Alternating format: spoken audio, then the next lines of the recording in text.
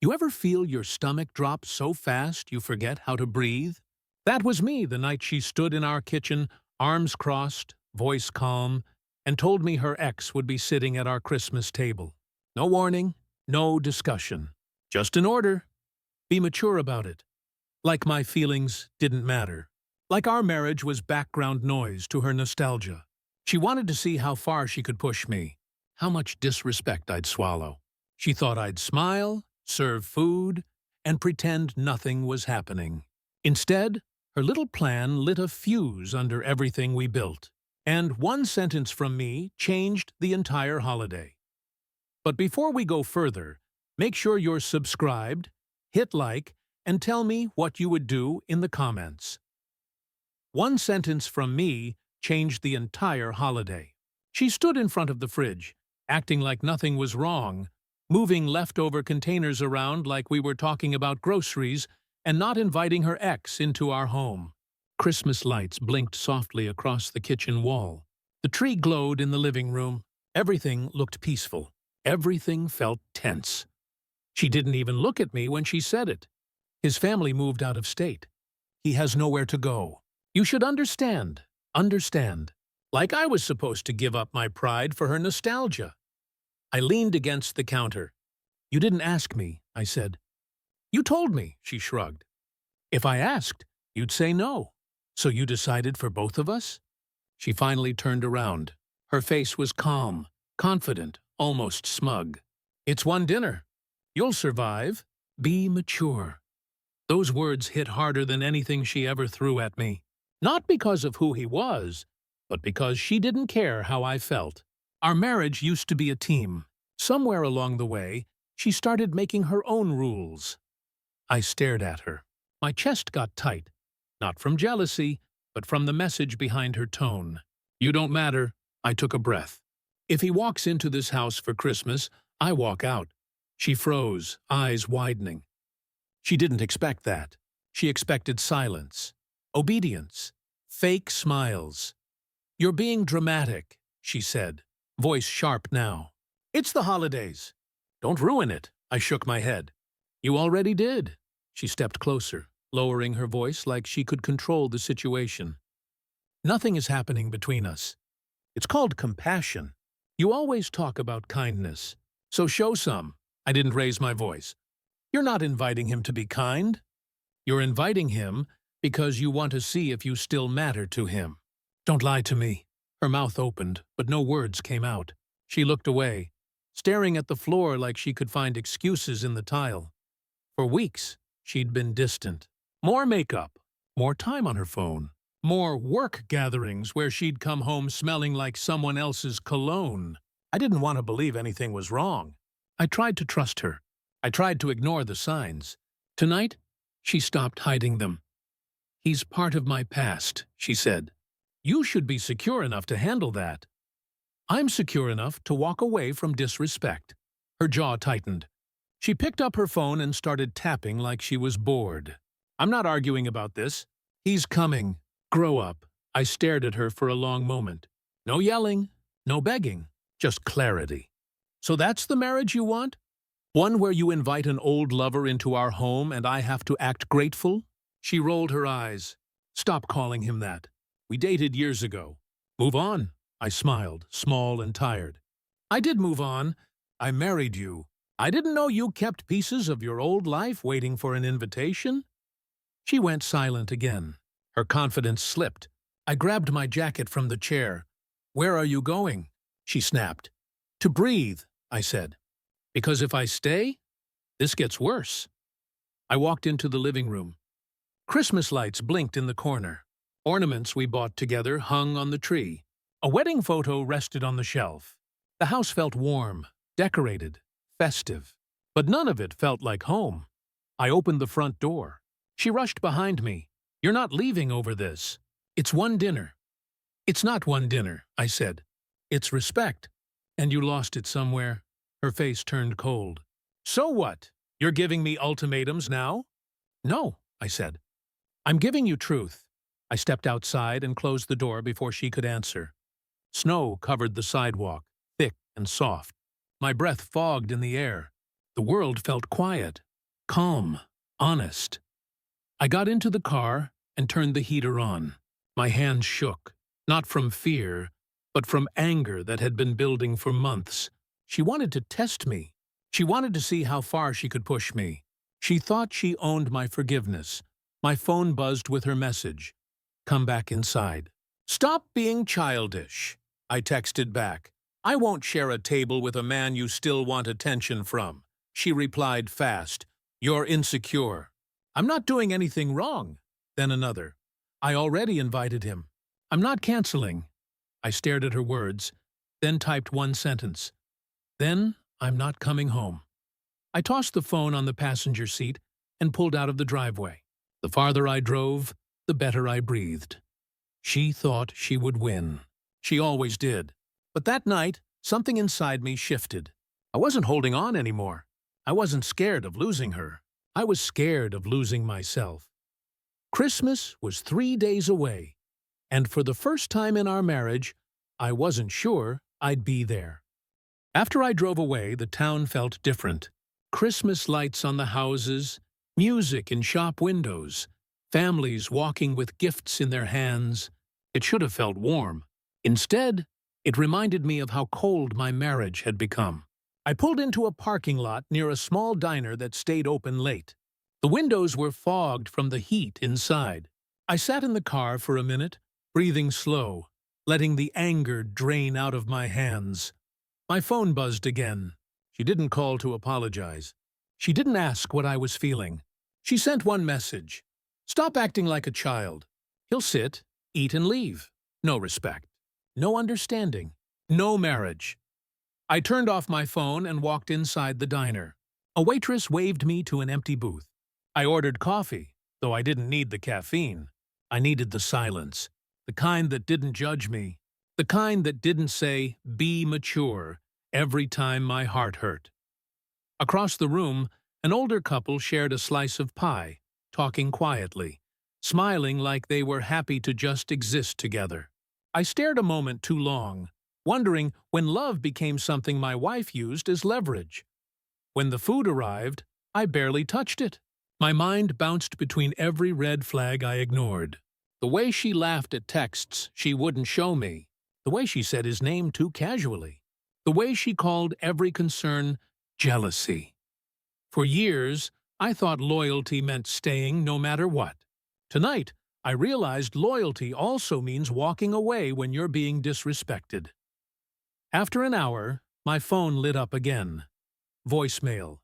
Then another. Then 3 in a row. I didn't listen. I drove instead, not to escape, but to think. I passed old streets from my childhood, places that never changed, places that felt honest.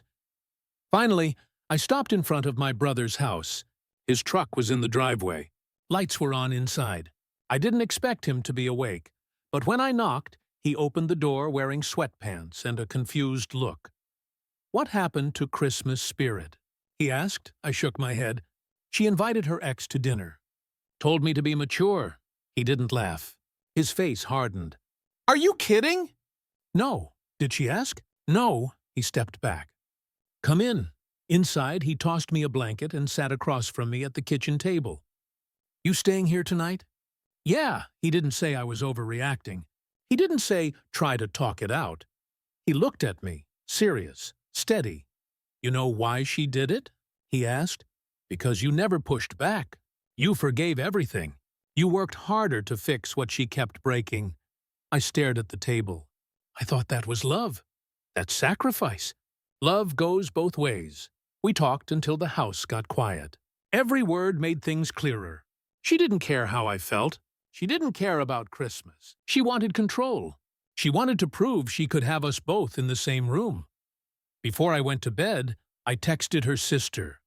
Not to gossip, not to attack, but to make one thing clear. I'm safe. I'm staying with family. Her sister replied. She's been acting strange for months. I tried talking to her. Don't blame yourself. I didn't respond. I didn't want pity. I wanted honesty. And I wasn't getting it from the woman I married. I slept on the couch, and for the first time in a long time, I didn't wait for a door to open or footsteps to whisper in at 3 a.m. I woke before sunrise to the sound of coffee brewing. My brother stood at the stove flipping eggs. He didn't look tired. He looked ready to talk again. "She texted me," he said. "Asked if you were here. What did you say?" "That she better talk to you with respect, or not talk at all." I sat down. "She won't stop. She thinks I'll give in. She's used to winning." Before we could say another word, my phone lit up. Not with a call. A picture, a decorated Christmas table. 3 plates, 3 wine glasses, and a wrapped gift box in front of the third chair. She wrote, "He's coming. Hope you're done being dramatic." My brother saw the screen. His jaw tightened. "She's not inviting him. She's welcoming him." That sentence hit hard. And that was the moment something changed inside me. I didn't text her back. I didn't ask questions. Instead, I drove home, not to argue, not to beg, not to negotiate, to end it. When I pulled into the driveway, snow covered the ground. Her car sat where it always did. Christmas lights glowed around the windows. The house looked warm, romantic, beautiful. I walked up the porch steps and unlocked the door. Inside, she was in the dining room, tying a bow on the gift for him. She looked up, surprised. "Oh, you're back. Not happy, not nervous, just surprised." I closed the door behind me. "Move the gift," I said. She crossed her arms. "No, he's still coming." I walked past her, picked up the box, and set it back in the closet. She snapped. "Stop! You're not ruining this." I looked her straight in the eyes. Calm, steady. "This dinner isn't happening." "Yes, it is," she said. I reached into my coat pocket and placed my wedding ring on the table. "No, it's not." Her face changed. Confusion. Shock. Fear. "You're leaving me? Over this?" she asked. "This isn't about dinner," I said. "It's about respect." "And you lost yours." She took a step forward. "We can fix this." I shook my head. "You didn't just invite him. You made space for him in our marriage." Her eyes filled with tears. This time, not fake. Fear finally reached her voice. "Don't do this," she whispered. "If he walks through this door, I won't be here," I said.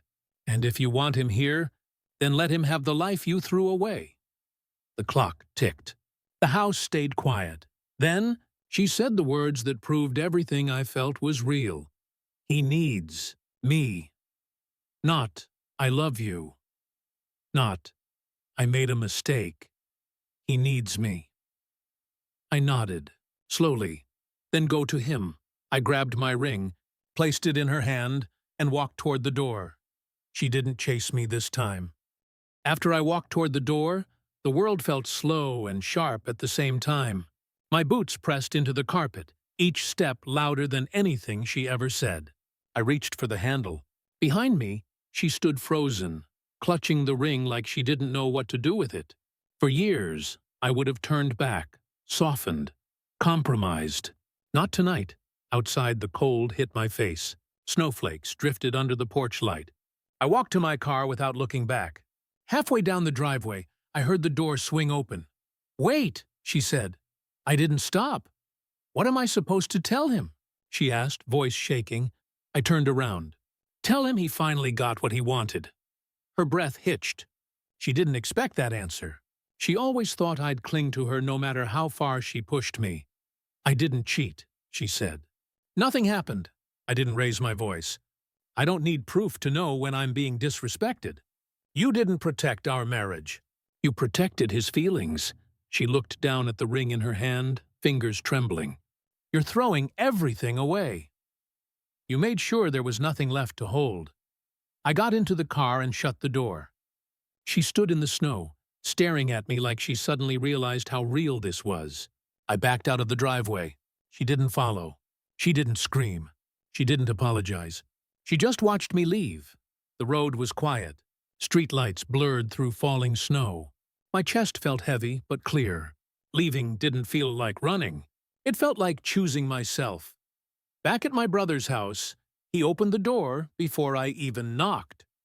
"You ended it," he said. Yeah. He didn't say congratulations. He didn't say sorry. He stepped aside and let me in. Hours passed. Morning came again. I opened my eyes on his couch and stared at the ceiling. The house smelled like coffee and fresh bread. Life moved on, even when hearts hurt. My phone sat silent on the table. No messages, no calls, no fake promises. Peace felt strange, but real. Around noon, my brother's wife came home with groceries. She gave me a soft smile. "Heard you made the right choice," she said. "Feels like the hardest choice," I replied. "Hard doesn't mean wrong." She set bread and fruit on the counter. "You staying here until you figure things out?" "Yeah, if that's okay." "Of course it's okay. You deserve a place where nobody treats you like a backup." Those words landed deep. Later that day, I finally checked my voicemail. Not from her, from her sister. She told Mom everything. She left out the part about inviting him over your wishes. We told her if she lost you, she did it herself. If you need help with anything, call me. Honest people don't need sides. They need truth. Evening came. Snow piled high outside. I sat on the porch, wrapped in a blanket, staring at the cold sky. My brother joined me. "So what now?" "I rebuild," I said. "Slow, steady." "You will." A car drove past. Then silence again. For the first time in a long time, I didn't feel like I was waiting for someone to choose me. I didn't feel like a second option. I didn't feel weak. I felt done. 3 days later, on Christmas morning, my family gathered in my parents' living room. Warm lights, hot chocolate, laughter, no tension. No games, no tests. I opened small gifts, hugged my mother, joked with my father, and breathed without pain. Halfway through the morning, my phone buzzed. A single text from her. "Merry Christmas. I wish things went different." I put the phone down. Not out of anger, out of peace. Sometimes the greatest gift is walking away from someone who never deserved you. My sister leaned over and asked, "You all right?" I nodded. "Yeah, I'm finally all right," and I meant it. Later, as snow fell outside and the house filled with warmth, I realized something I should have known all along. Respect isn't earned by asking for it. It's earned by giving it. She didn't, but I will, starting with myself.